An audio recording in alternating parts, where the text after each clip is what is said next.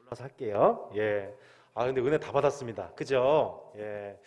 그 좋은 사례들 또 우리가 하면서 겪게 됐던 뭐 실패라고 하셨지만 절대 실패가 아닌 것 같고요. 이렇게 하나하나가 너무너무 좋은 사례고 소중한 유산이 되어서 앞으로 저희 가운데 많은 좋은 열매들이 있을 것 같습니다. 참 많이 기대가 됩니다.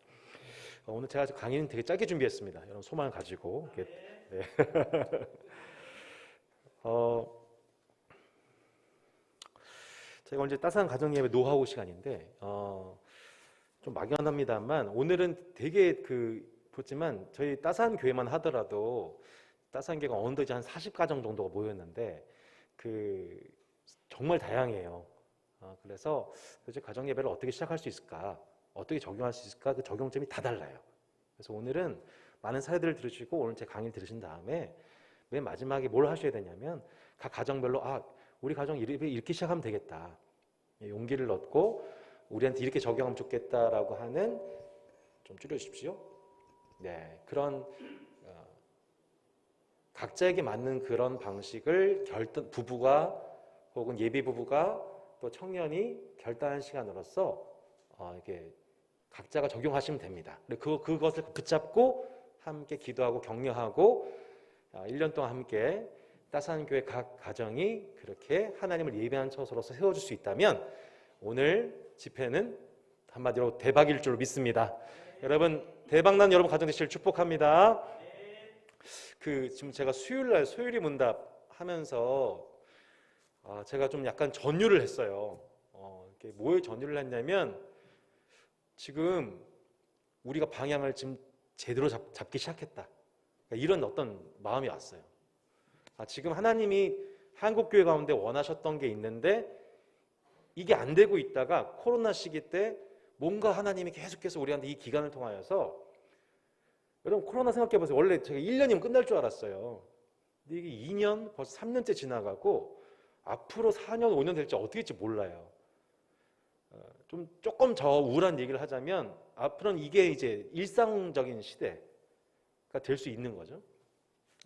그럼 우리가 어떻게 점점 침체되고 있는 다음 세대, 가뜩이나 출산율도 감소하고 있고 교회 인구수도 급감하고 있고 다음 세대 줄어가고 있다는 가운데에서 도대체 우리가 뭘 잘못했던 건가, 이거에 대한 고민을 가지고 사실은 양진일 목사님도 모시고 이정희 목사님도 모시고 지금 저희가 발버둥 치고 있는 거거든요.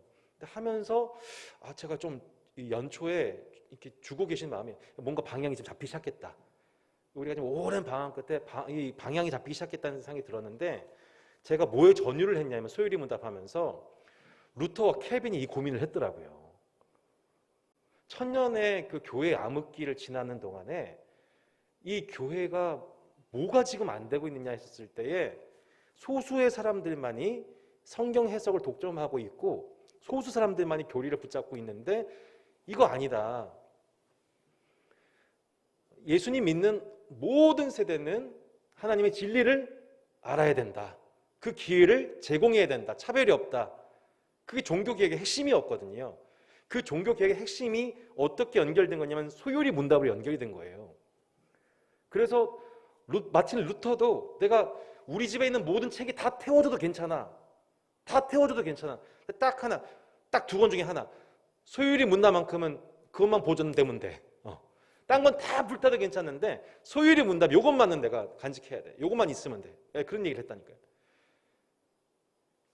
루터도 소요리 문답을 만드는 데에 헌신하고 켈빈도 결국 했던 게 뭐냐면 이 제네바의 교유소를 통하여서 소자들도 교리를 읽을 수 있도록 공부할 수 있도록 하는 게 두 거성의 종교개혁 두 거성의 마지막 결론이었던 거예요. 그게 지금 제가 그 소요리 문답 수요일날 하면서 너무 마음이 벅차서 또 이번 주에 막 난리를 친 겁니다. 죄송합니다. 제가 오늘 얼마나 카톡을 많이 하고 있는지가 이렇게 다 공개가 됐는데요.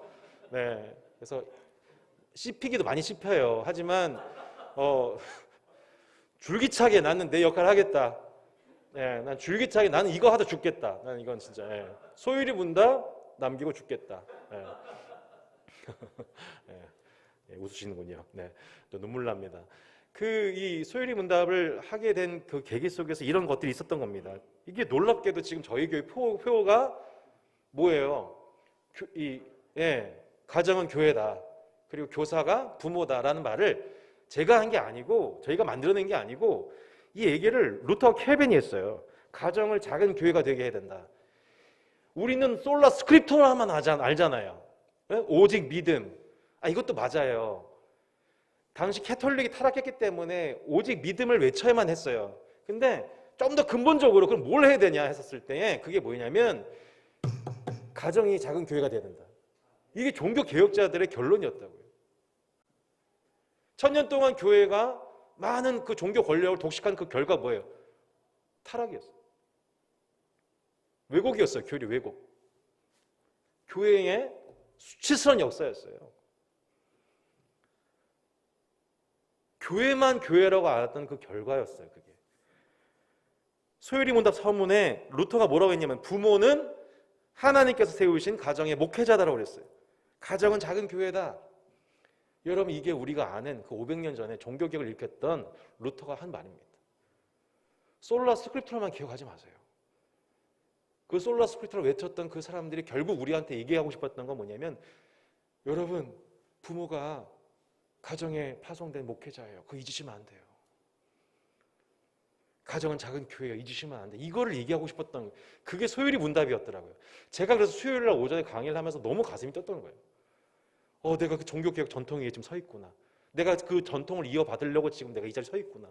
나 이거 외치다 죽어도 정말 여한이 없겠다. 나 소요리 문답 이거 다 찍고 나서 제가 그 교육이 1년 동안 소요리 문답 웨스트민스터 한 다음에 1년 동안 하이델베르크 해가지고 그 유튜브로 다 찍어 놓은 다음에 대유리 문답, 장년들은 대유리 문답, 청년들은 대유리 문답 보고 소유리 문답하면 아무 때나 우리 아이들이 그걸 또 보고서 부모로부터 교육을 받고 야 이거 하면은 난 기본적으로 하나님이 야 잘했다.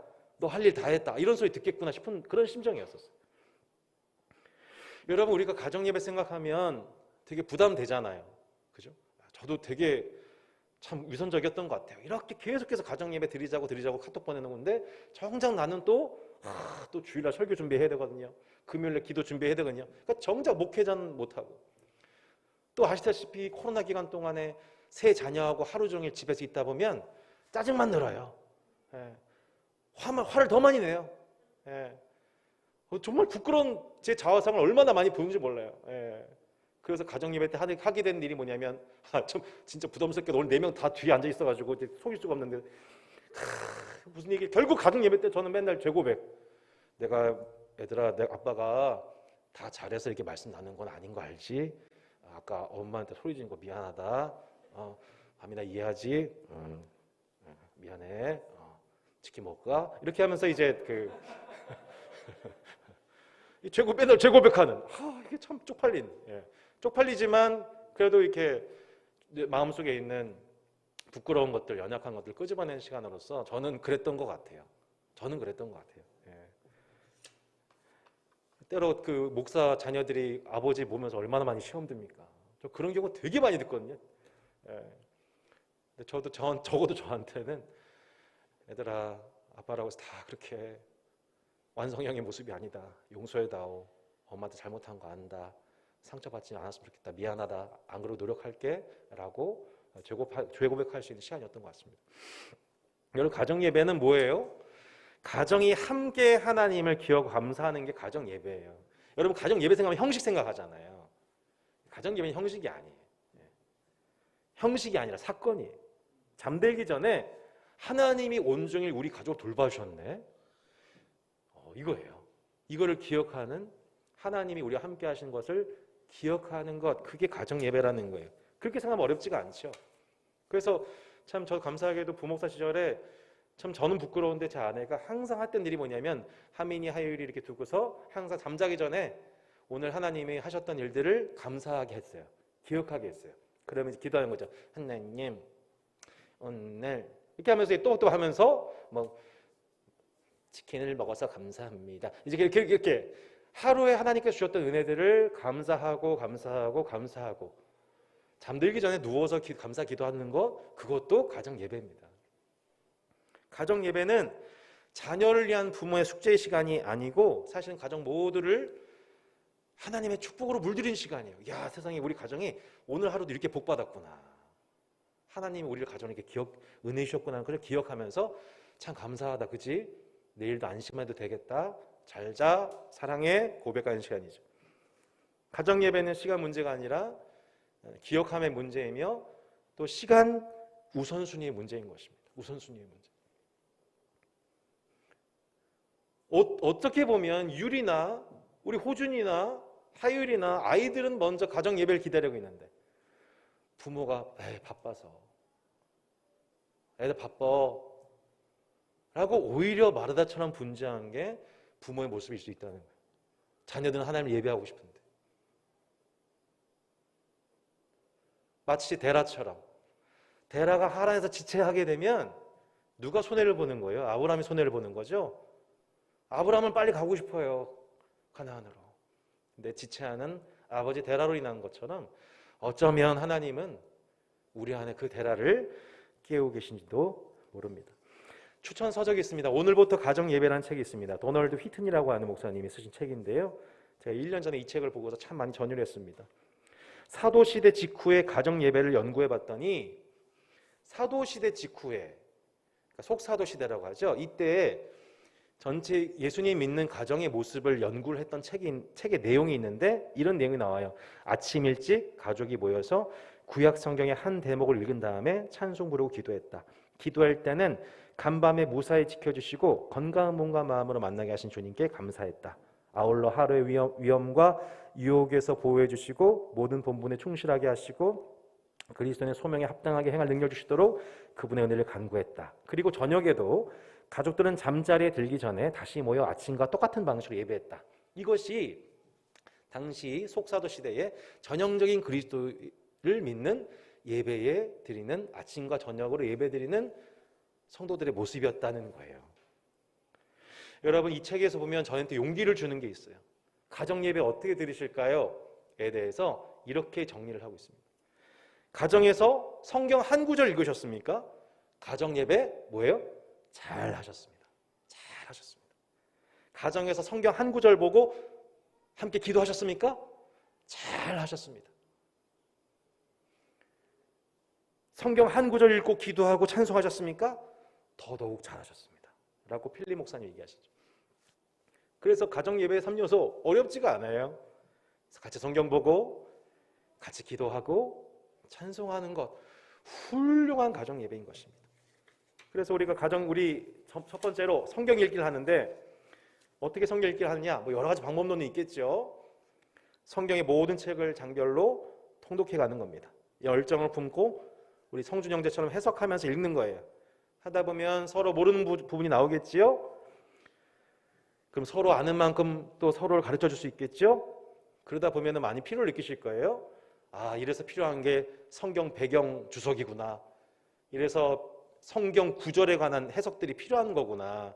단어에 대한 해석이 필요한 거구나. 그래서 이제 기독서점 가서 구입할 수도 있겠고, 혹은 이 부분은 목사님한테 물어봐야겠구나. 너무 좋은 연결 지점이죠. 여러분, 절대로 자녀들이 물어보는 것에 대해서 두려워하지 마십시오. 여러분, 그것에서 전문가가 아니시기 때문에 아직은 100% 다 답을 못하는 게 너무 당연한 겁니다. 근데 그 대답 못할 것은 두려움 때문에 가정 예배를 드리지 못한다면 여러분, 자녀들은 성경을 더 알아갈 수 있는 길을 잃어버리는 것입니다. 그래서 교육자가 필요하겠죠. 목사로서 제일 행복한 순간이 성경 물어볼 때입니다. 난해 구절 물어볼 때 너무너무 행복합니다. 김정 목사님 아멘이시죠? 네, 새벽 2시 연락해도 갑자기 일어나서 그죠? 성경 보실 분이십니다. NG. 예. 자, 2번 뭐예요? 기도하기입니다. 기도는 아까 노집사님 참 이렇게 너무 잘해주셨습니다. 그렇게 칭찬 통화해서 격려하면 되겠군요. 부모가 할 수도 있고 돌아가면서 할 수 있겠고 정해진 기도 제목도 좋고 매번 물어볼 수도 있겠고요. 제일 중요한 건 성경 본문 읽은 그 내용, 성경 말씀을 통해서 발견한 그 하나님을 고백하는 기도를 배우게 하는 것 정말 좋겠습니다. 세 번째는 찬송하기입니다. 찬송집을 가족 수별로 장만하면 좋습니다. 매번 다른 곡도 좋고 같은 곡을 한 주 동안 반복한 것도 좋습니다. 되도록이면 절기에 맞게, 그죠? 고난주 아니면 고난주에 맞는 선곡을 통하여서 아이들이 예수 그리스도를 높일 수 있도록 절기에 맞게 찬송을 선곡하는 것. 아까 유리가 찬송 선곡 잘하는 것처럼 절기에 맞추어서 선곡하는 것도 참 능력입니다. 은사입니다. 아주 탁월한 찬양 인도자 될 줄로 믿습니다. 유튜브 찬양을 검색하면서 반주와 함께 노래하면 참 좋습니다. 활용해 주시면 좋겠습니다. 여러분, 가정 예배가 최고의 신앙 교육 방법론인 이유가 바로 이 7가지입니다. 네. 여러분, 이것을 읽고도 가정 예배 도전하지 않는다면 나중에 따로 만나기 바랍니다. 7가지입니다. 첫 번째, 왜 가정 예배가 최고의 신앙 교육 방법론이냐? 우리가 지금 방법론 때문에 지금 고민하고 있는 거거든요. 첫 번째, 매일 자녀에게 복음을 전하는 최고의 방법입니다. 여러분 믿으십니까? 자녀에게 우리가 매일 복음을 전할 수 있는 제일 안전하고 제일 은혜로운 방법입니다. 두 번째, 자녀가 부모를 통해 하나님 만나는 최고의 방법입니다. 세 번째, 자녀가 신앙에 대해서 편하게 질문할 기회를 제공받을 수 있는 시간입니다. 네 번째, 자녀가 부모의 지속적이고 긍정적인 신앙 모범을 실생활에서 볼 수 있는 최고의 방법입니다. 다섯 번째, 자녀에게 실행 및 재생 가능한 모범을 보임으로써 훗날 그들이 가정을 꾸릴 때 복 있는 가정을 이루게 할 최고의 방법입니다. 아까 성준 형제도 가정 예배에 자연스럽다고 말씀하셨고, 우리 오늘 나오진 않으셨지만 우리 에스더 자매 같은 경우에도 아버님 목사님이신데 이 코로나 시기 때에 이 예배를 통하여서 계속해서 이 가정 예배를 코로나와 함께 아주 은혜를 누리고 계셨던 것이죠. 그러니까 이게 저희가 가정 예배 본을 보여주는 것만으로도 이렇게 우리가 예수님 믿는 거구나. 자녀들이 계속 자라나면서도 결혼 후에도 그렇게 신앙생활을 유산으로 물려줄 수가 있겠죠. 가족들이 날마다 함께하는 최고의 방법이다. 네. 7번째, 이것이야말로 당신이 정말 원하는 바가 아닌가. 이것이야말로 당신이 정말 원하는 바가 아니냐고 목사님은 우리에게 묻고 있는 것입니다. 여러분, 이거보다 더 좋은 게 있다면 그거 하십시오. 네. 정말로. 이거보다 더 우리 자녀한테 더 좋은 게 있으면 그거 하셔야죠. 당연히 좋은 학원 있으면 보내는 거죠. 좋은 학습 있으면 하는 거죠. 마찬가지로 여러분, 신앙생활에서 이보다 더 자녀들에게 좋은 신앙 교육 방법론이 있으면 그것을 따르십시오. 하지만 이것이 정말 그렇구나. 루터와 켈빈이 발견했던, 아니 1세기 그리스도인들이 바로 이 방법을 통해서 신앙을 전수해왔구나라는 데 동의되시면 여러분, 한 해 동안 가정 예배에 부담으로서가 아니라 즐거움으로 가장 좋은 방법론을 찾았다는 기쁨으로 천국을 발견한 기쁨으로 도전하시기를 축복합니다. 첫 번째, 영유아 유치부 어떻게 적용할 것인가? 이거 우리 김은지 전사하고 얘기해봤는데 우리 영유아부는 어리잖아요, 그죠? 그러니까 이때는 우리 시편 131편을 생각하면서 젖된 낙의 평안을 경험하게 해주는 겁니다. 엄마 품속에서, 아빠 품속에서 그들이 축복성을 불려주고, 그죠? 하나님이 보시기에 좋았더라 노래하시듯 자녀를 향한 노래를 불러주고, 말씀을 읽어주고, 자녀를 안고 엄마 아빠가 함께 안수기도 해주는 것입니다. 이것만큼 더 좋은 게 없는 것 같아요. 하루에 그 짧은 그 시간, 3, 4분의 그 시간 동안 우리 영유 아이들을 품에 안아주시는 하나님 아버지의 품을 느끼게 해주는 것이야말로 최고의 가정 예배라고 믿습니다. 두 번째는 유초등부, 중고등부일 것 같습니다. 요즘 유초등부 아주 그냥 곳곳에서 아주 너무 열심히 해요. 그죠? 우리 또 교회에서는 히지쇼 하랴, 복습하랴, 또 매일 성경 해가지고 우리 또 선물을 또 얻기 위해서 노력하랴, 또 목사님이 또 요즘에 또 엄마 아빠들 힘들게 해서 또 소율이 문답까지 막 들이대밀고 정신 하나도 없을 겁니다. 네. 뭐라고 쏙닥쏙닥 거리네요, 그죠? 예. 이 가운데에서 가정 예배는 그럼 어떻게 할 것인가? 그것은 가정의 필요에 맞게 하시면 됩니다. 이게 약간 가정마다 차이가 있을 것 같아요. 어떤 가정은 또 엄마 아빠 입장에서 맞벌이 하시는 가운데에서 잠깐 시간 내서 아이들 가르치는 것 결코 쉽지 않죠. 또 어떤 경우에는 또 아이들과 온종일 있으면서 어떤 좀 컨텐츠가 좀 있어가지고 좀 그걸 좀 맡겨서 교육하고 싶은 경우도 있더라고요. 나이대별로 좀 다르겠죠. 그래서 이것은 여러분이 부모님께서 이 부분을 각자 조정하셔서 매일 성경 해 나갈 수도 있고, 그걸 하면서 또 따로 소율이 문답을 할 수도 있겠고. 제가 오늘, 저는 요즘에 진짜 그 코로나 이후에 새 자녀와 온종일 있는 그 시간, 이걸 도대체 어떻게 보낼 것인가, 삼시세끼를 어떻게 해결할 것이며, 아침만 먹고 또 2시간 뒤에 배고프다고 하는 이 양반들을 어떻게 해결할 것인가, 이게 너무너무 이게 숙제거든요. 그래서 이거 제 마음속에 소망이기도 했고, 그래서 오늘 공언을 했습니다. 하미나, 하유라, 마테마가, 누가, 요한복음 겨울방학에 다 읽으면 문화상품권 5만 원 줄게. 그래서 약속을 하고 왔습니다. 네. 별로 감동이 안 드시군요. 이렇게 좀 더 세게 부를까요? 여하튼 이 자녀들이 이 겨울방학 동안에 할 수 있는, 누릴 수 있는 너무 시간은 많은데, 이 시간을 각자 가정의 방식으로 이렇게 살려주시고 적용해 주시고 하시면 좋을 것 같습니다. 정답이 있는 건 아닌 것 같고요. 세 번째, 청년부는 어떻게 할 것인가? 네, 청년부 지금 가정에서 부모님 대상으로 예배 인도자 역할을 자임해 볼 수 있겠고요.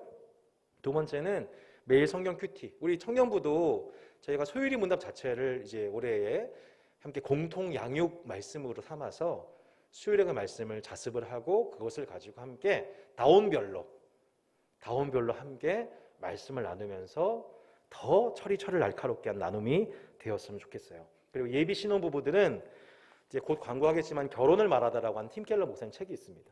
이 책을 보시면서 어떻게 하나님 나라를 세우는 가정을 이룰 것인가에 대한 그런 고민들을 여러분 이번 여름에 나눌 수 있으면 좋겠습니다.